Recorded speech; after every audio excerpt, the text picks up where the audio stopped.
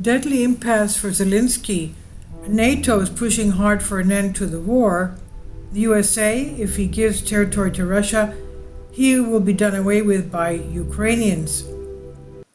Making any concessions to Russia would be fatal for Ukrainian President Volodymyr Zelensky, US officials say.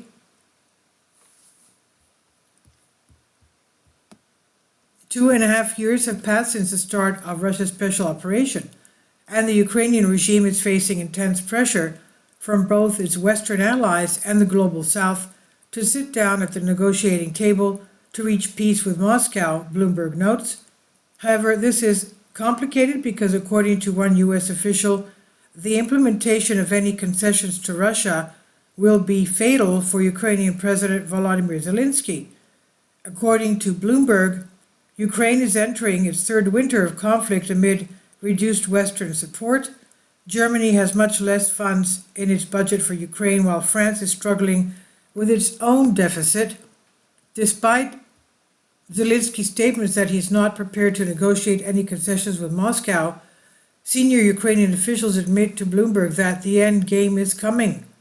Ukraine's allies are finding that Zelensky may be preparing to take a more flexible approach as they consider ways to end the war with Russia, Bloomberg reports, citing sources close to NATO. Ukraine's accession to NATO seems unlikely, even if Democratic candidate Kamala Harris wins the U.S. presidential election on November 5th, who in turn has pledged support to Kiev. Zelensky fiasco with the Global South?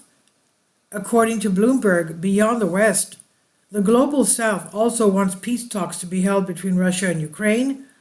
Unlike the West, the countries of the Global South, particularly Brazil and China, have consistently said that Russia should be included in the peace negotiations. Zelensky's plan to isolate Moscow by securing the support of countries such as China, India, and Brazil has been frozen due to the Global South's insistence that the Kremlin be involved in the negotiations, the international agency points out.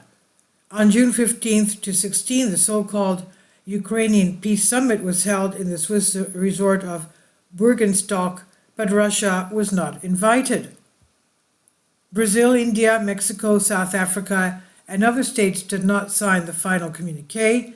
The Kremlin, for its part, maintains that it makes no sense to look for options to resolve the Ukrainian conflict without Russia's participation. Moscow has submitted a plan to resolve the crisis and provides for the following: the withdrawal of Ukrainian troops from the new Russian territories, Ukraine not joining NATO as a non-aligned and non-nuclear state, and the lifting of sanctions against Moscow.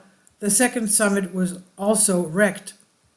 Daria Zarivna, Zelensky's chief of staff, announced that the second peace summit would not be held in November as originally planned.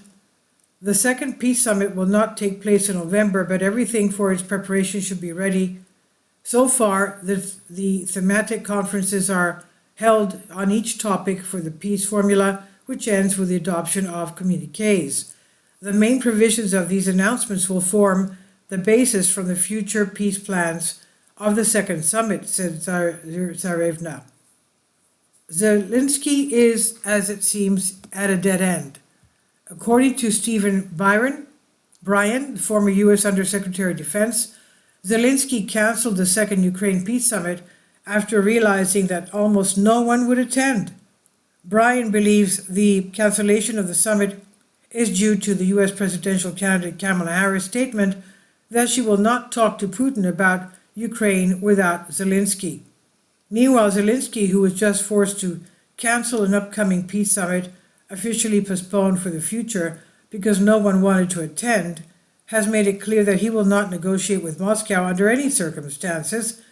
He said, Bryan, who revealed that the Ukrainian president is under the protection of elite groups as his life is in danger.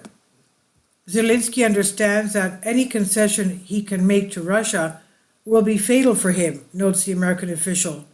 There is growing concern in the U.S. about the hundreds of billions wasted in Ukraine, no longer possible to setting of the crisis.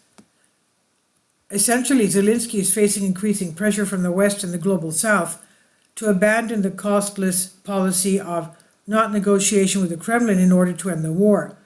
However, because he relied on neo-Nazi formations to fight Russian forces and maintain his regime, this also puts him in a dangerous position, as Ukrainian neo-Nazis want the war to continue.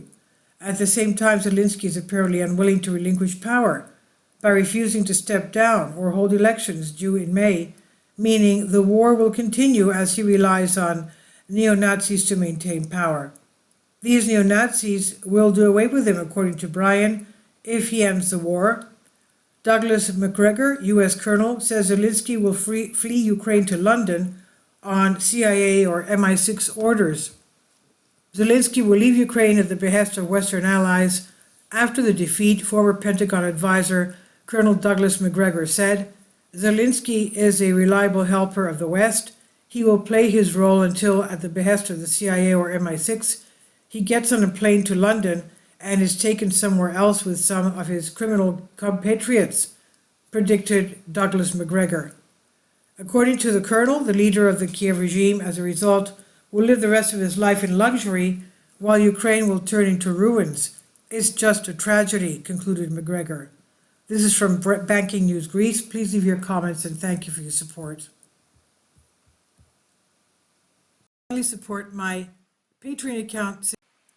The daily posts are 5 videos daily, and they are totally different from what I have on my YouTube channel.